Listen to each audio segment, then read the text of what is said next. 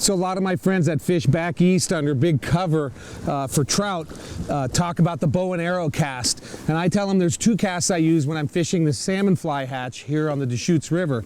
I use the bow and arrow cast, and I'll show you what that is. I also use a cast where I kind of water load. I get a little more distance in the bow and arrow cast, and it's something that commonly I'll fish areas where nobody else is fishing, because obviously position I'm at right now makes it pretty tough to fly fish.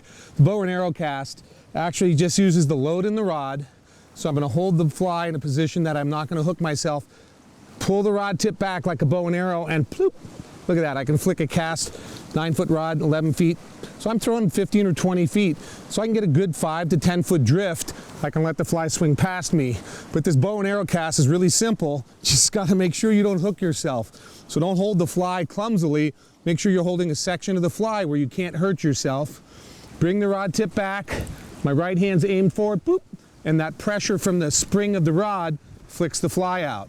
I can't tell you how many times I've hooked fish right in front of me. So sneak up, get under cover, boom, do the bow and arrow cast. This other cast is one where once the line is downstream from me, I can let a little line out. Then what I do is I slightly lift the rod up. In this scenario here, I can lift it up about a foot, and then I flick a straight upstream cast. So you can see I've made a cast maybe 20 feet, and I haven't tangled in the trees or anything.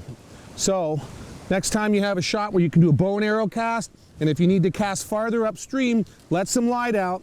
You're letting the current straighten your fly out, lift your rod tip as much as you can, parallel to the water. Boom. So use those two casts when you have absolutely no backcast room.